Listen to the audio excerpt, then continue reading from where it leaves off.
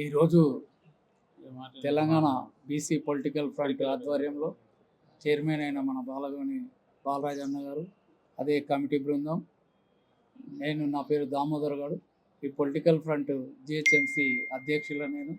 ఈ యొక్క 42% మీద ఈ యొక్క పోరాటం జరుగుతున్నప్పటికీ కూడా అది అమలు చేయకముందే ఈ యొక్క గ్రామ పంచాయతీ ఎన్నికలు కూడా నిర్వహించి జరగడం జరుగుతుంది.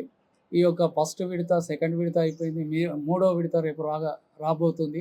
అయినా కూడా ఈ యొక్క బీసీ ఏదైతే ఉందో 40% ఇచ్చిన, ఈ యొక్క పైన కూడా ఇచ్చిన 17%లో కూడా ఏకతాటిగా మరి బీసీ అభ్యర్థులను ప్రతి ఒక్కరు కూడా ఓటు వేసి గెలిపించడం జరుగుతుంది.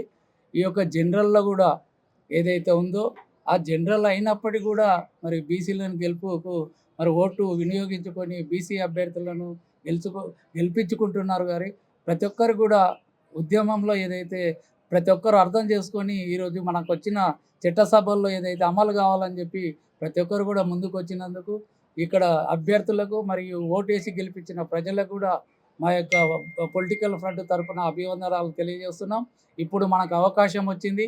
తెలంగాణ పోరాటంలో ఏ విధంగా రాష్ట్రం కొరకు పోరాటం చేసినామో ఇప్పుడు కూడా 42% ఏదైతే వచ్చిందో ఇప్పుడే మన అందరికి కూడా సమయం వచ్చింది, ఆసన్నమైంది. కాబట్టి ప్రతి ఒక్కరు కూడా ఈ రేపు వచ్చే ఎంపీటీసీ కానీ జెడ్పీటీసీ కానీ ఎలక్షన్లు కూడా డిక్లేర్ చేయాలని ప్రభుత్వం ఆలోచిస్తుంది. కాబట్టి రేపు వచ్చిన దాంట్లో కూడా ప్రతి ఒక్కరు కూడా ముందుకు వచ్చి ఈ మన బీసీ బిడ్డలు కంపల్సరీగా మన యొక్క జనరల్గా ఇచ్చిన దాంట్లో పోటీపడి ఆల్రెడీ బీసీలకు ఇచ్చిన రిజర్వేషన్లో వాళ్ళ వంతు సహకరిస్తున్నారు. కాబట్టి ఇప్పుడు వచ్చే జనరల్ రేపు మూడో విడత, తర్వాత 4వ విడత ఉంది. కాబట్టి పెద్ద ఎత్తున ఓటు వినియోగించుకొని మన బీసీ అభ్యర్థులను తప్పకుండా గెలిపించాలని కోరుకుంటూ ఈ యొక్క మా పొలిటికల్ ఫ్రంట్ ఈ ప్రెస్ మీట్ పెట్టినందుకు వారికి యొక్క ధన్యవాదాలు తెలియజేస్తూ, అదే మీడియా మిత్రులకు కూడా మా యొక్క ధన్యవాదాలు తెలియజేస్తూ